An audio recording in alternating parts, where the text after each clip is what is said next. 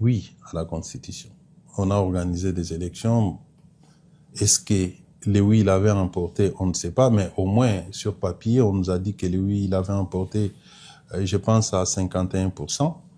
Il y a 49% des Congolais qui avaient dit non sous l'appel de l'IDPS.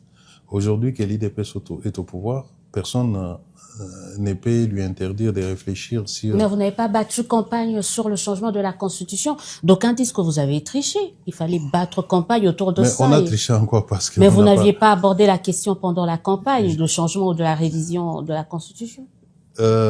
Si vous suivez l'histoire de l'IDPS, vous vous rappellerez que c'est notre leader charismatique, Étienne Tshisekedi, qui avait dit, et nous prenons ça comme un testament, que lorsque l'IDPS arrivera au pouvoir, elle va changer cette constitution.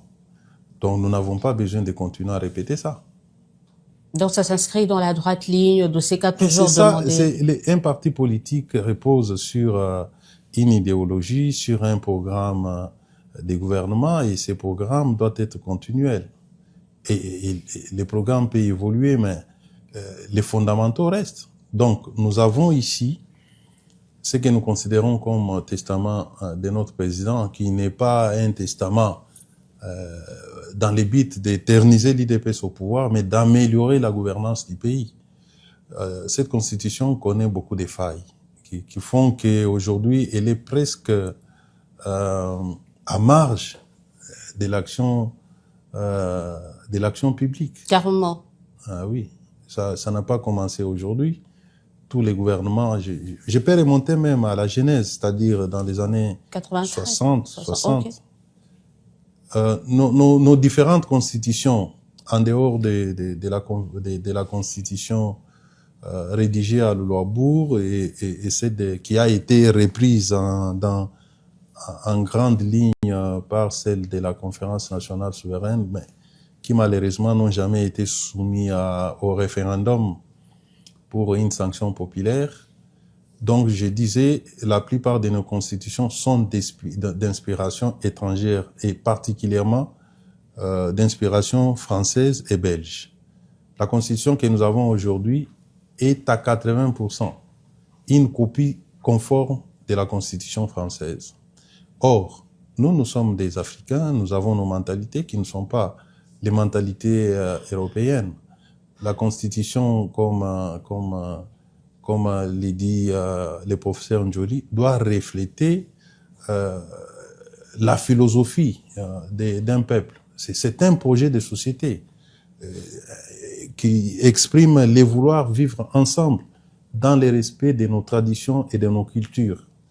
Mais ici, on nous amène à une constitution qui ne cadre pas. Je vais prendre un exemple. La constitution actuelle comprend un régime semi-présidentiel. Lorsque on parle du régime semi-présidentiel, c'est un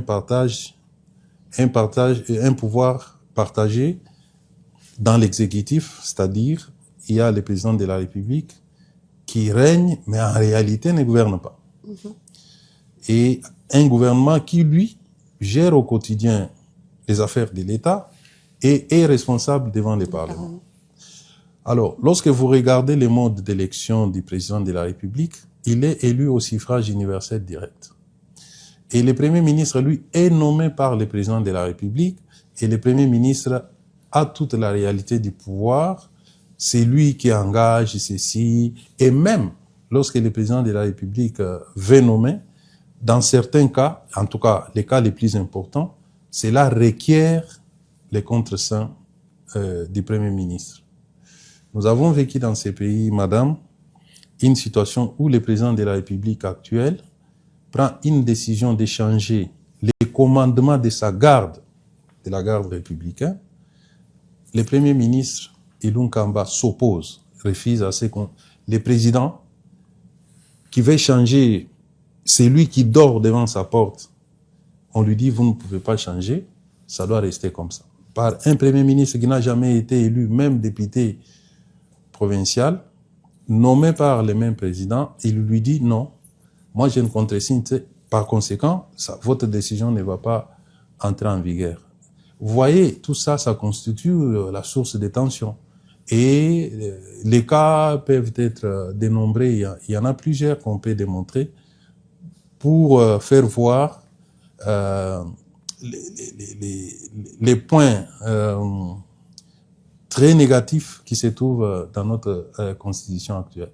Les lacunes de la Constitution, tout le monde le dit. Vous êtes à peu près tous d'accord. Hein, nous sommes d'accord, mais malheureusement, personne n'accepte d'échanger. Non, mais c'est le momentum. On est à 1 année et demie, 2 ans pratiquement de la fin du mandat du président. Quoi? Mais oui, on aura toujours cette question-là. C'est-à-dire, est-ce qu'on vous suspecte justement? Le moment ne s'y prête pas. Il s'agit des suspicions.